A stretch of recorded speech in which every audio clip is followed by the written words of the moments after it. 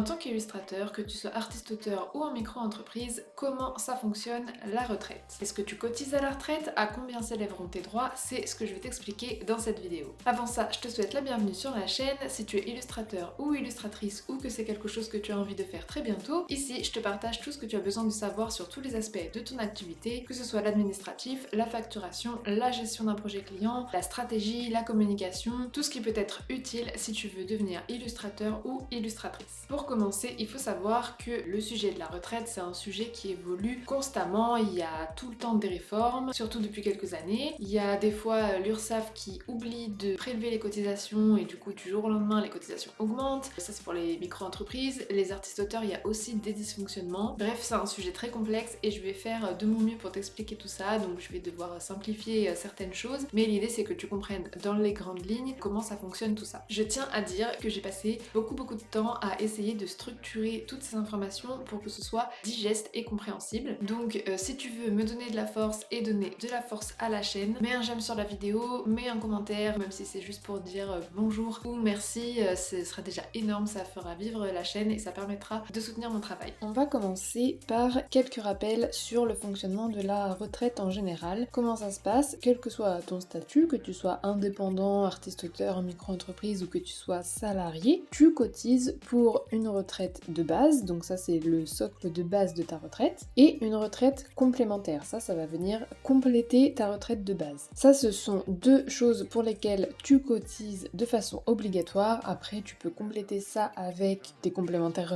retraite, auprès de banques, auprès d'assurances, mais je vais pas parler de ça pour l'instant. Combien tu cotises? Je vais commencer par les artistes-auteurs. Les artistes-auteurs, c'est environ 17% de cotisation, et la partie qui va dans ta retraite de base, ça correspond à environ 7%. Ce pourcentage de cotisation, ça s'applique à ton assiette sociale et non pas à ton chiffre d'affaires, donc ça, je vais t'en parler plusieurs fois par la suite, donc c'est bien de savoir à quoi ça correspond. Ton assiette sociale, tu prends ton chiffre d'affaires, tu appliques un abattement de 34% et une majoration de 15%. Parce que si c'était simple, et ben ça serait pas drôle. Donc voilà, à chaque fois que je vais dire assiette sociale, ça correspond à ce calcul. Donc tu as 7% de cotisation qui vont dans ta retraite de base, et ensuite pour ta retraite complémentaire, tu vas commencer à cotiser pour ta retraite complémentaire à partir de environ 10 000 € d'assiette sociale. La retraite complémentaire, elle est gérée par un autre organisme que l'URSSAF Limousin, c'est géré par l'IRSEC et ça représente 8% de cotisation sur ton assiette sociale supplémentaire. C'est-à-dire que tu avais 17% de cotisation à l'URSSAF Limousin et là tu rajoutes encore 8% à un autre organisme qui est l'IRSEC. Si jamais tu n'atteins pas ce seuil des 10 000 € d'assiette sociale, et ben tu ne cotises pas à la retraite complémentaire. Ensuite, pour les micro-entreprises, c'est un peu plus simple. Tu as ta retraite de base et ta retraite complémentaire et tout ça, c'est compris dans tes cotisations sociales que tu verses à l'URSSAF tous les mois ou tous les 3 mois en fonction de ce que tu as décidé. Ton pourcentage de cotisation, donc ça tu dois certainement être au courant, mais ça dépend de ce que tu déclares comme revenu. Si tu fais de l'achat-revente de marchandises, tu vas avoir 12,3% de cotisation, donc ça c'est si tu as une boutique par exemple. Si tu fais de la prestation de service BIC, on va être à 21,2% de cotisation. Bon, ça pour les illustrateurs, ça n'arrive pas trop. Et si tu fais de la prestation de service BNC, donc si tu fais des illustrations sur commande, etc.,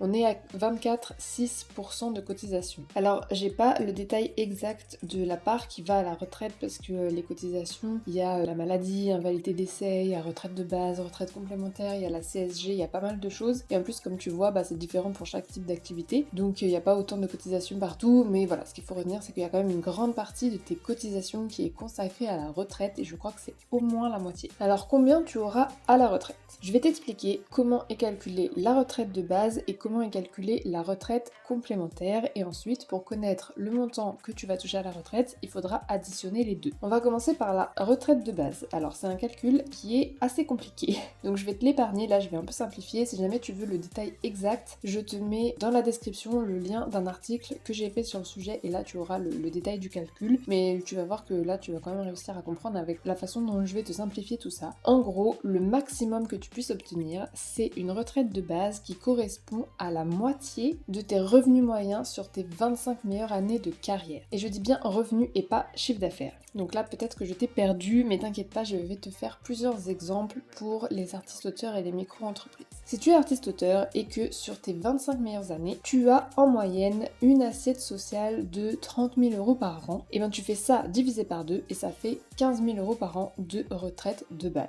Pour une micro-entreprise qui fait de la prestation de service BNC, si sur tes 25 meilleures années tu as généré 30 000 euros de chiffre d'affaires en moyenne, tu appliques ton abattement qui est de 34%, donc ça fait 19 800 euros, divisé par 2, ça fait 9 900 euros par an de retraite de base. Dernier exemple, pour une micro-entreprise qui fait de la vente de marchandises, donc là c'est plutôt dans le cas où tu as une boutique, si sur tes 25 meilleures années tu as généré 72 000 euros de chiffre d'affaires en moyenne, tu appliques ton abattement qui est là de 71%, ça fait 20 880 euros, divisé par 2, ça fait 10 440 euros par an de retraite de base. Sachant que tout ça là, c'est le maximum que tu peux avoir, parce que j'ai dit que j'avais un peu simplifié le calcul, donc ça c'est vraiment le max que tu peux avoir si tu as travaillé pendant le nombre d'années où tu es censé travailler et que tu as ce qu'on appelle le taux plein, c'est-à-dire que tu as accumulé tous les trimestres qu'il te faut pour avoir le maximum. Sinon, c'est encore moins que ça. Alors combien il faut de trimestres pour avoir le taux plein? Ça c'est différent pour chaque personne en fonction de l'année de naissance. Globalement, il faut entre 167 et 172 trimestres, et si tu es né après 1968, c'est 172 trimestres. À partir de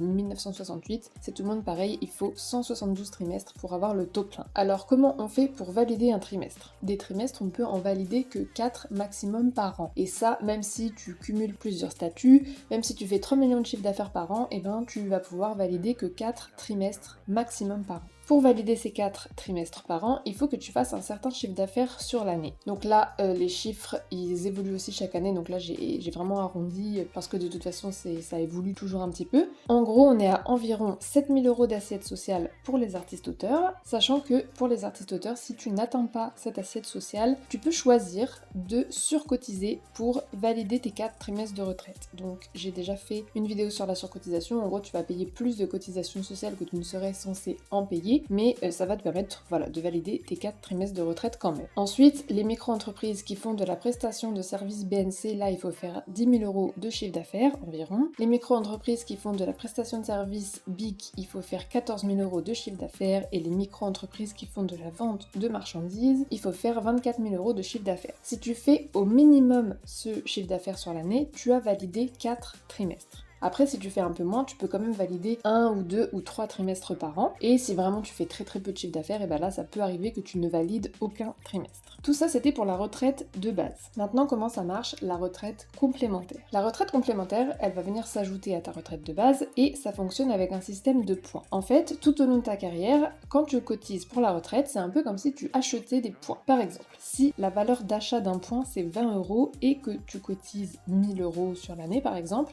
tu as acheté 50 points. Et après, quand tu prends ta retraite complémentaire, ça va correspondre à ton nombre de points accumulés fois la valeur du point. Je te donne un exemple. Imaginons que quand tu prends ta retraite, tu as accumulé 2500 points. Et qu'au moment où tu prends ta retraite, la valeur du point, c'est de 1,35 €. Pour calculer ta retraite complémentaire, tu fais 2500 fois 1,35 € et tu arrives à 3375 € par an de retraite complémentaire. La valeur d'achat du point, donc ça là, et la valeur du point quand tu prends ta retraite, donc ça, c'est des données qui peuvent varier déjà en fonction de si tu es artiste-auteur ou en micro-entreprise, et en plus de ça, ça évolue au fur et à mesure des années, c'est pas toujours la même valeur de points, donc c'est un petit peu difficile de se projeter par rapport à ça. Pour résumer, pour avoir la meilleure retraite possible, il faut le maximum de points, et donc il faut faire le maximum de chiffre d'affaires possible. Donc par rapport à ça, pense à bien tout déclarer, pas faire de travail au noir. Alors ça peut paraître évident de pas faire de travail au noir, mais c'est important parce que chaque euro cotisé, ça te rajoute des points pour ta retraite. Est-ce que tu as besoin d'une complémentaire retraite? Est-ce que ça va suffire en fait ta retraite? Déjà, il faut savoir que tu peux faire des estimations de combien tu vas toucher à la retraite sur internet, et notamment si tu vas sur le site info-retraite.fr. Après, si tu penses que tu n'auras pas assez, tu peux compléter cette retraite avec, là il y a plein de méthodes, donc il faut que tu choisisses la méthode qui te convient le mieux. Donc tu peux très bien mettre de côté tous les mois, tu peux ouvrir un PER, c'est-à-dire un plan épargne retraite, tu peux ouvrir une assurance vie, tu peux cumuler avec une activité salariée parce que si tu fais ça, tu vas aussi augmenter tes droits à la retraite, tu peux faire des investissements immobiliers, des investissements financiers, enfin voilà, il faut vraiment que tu choisisses toi la façon dont tu as envie de fonctionner. J'espère qu'un jour j'aurai un partenaire spécifique à te recommander par rapport à ça, notamment pour peut-être un PER, parce que c'est moi personnellement ce qui me semble la meilleure solution. Quand ce sera le cas, je te mettrai un lien dans la description. Si jamais tu regardes cette vidéo plusieurs mois après la mise en ligne, tu peux toujours regarder dans la description si j'ai un prestataire particulier à te recommander. Si tu as besoin d'aide pour l'aspect administratif de ton activité, pense à rejoindre ma newsletter, je te tiens au courant de toutes les actualités par rapport à ça. Je t'envoie aussi des rappels quand tu as des démarches administratives à effectuer et je te parle aussi de plein d'autres choses qui te seront très utiles pour ton activité dans l'illustration. Tu pourras aussi être intéressé par la vidéo qui s'affiche et pense aussi à aller voir sur ma chaîne, j'ai une playlist entière consacrée à l'aspect administratif d'une activité dans l'illustration. Quant à moi, je te dis à jeudi prochain.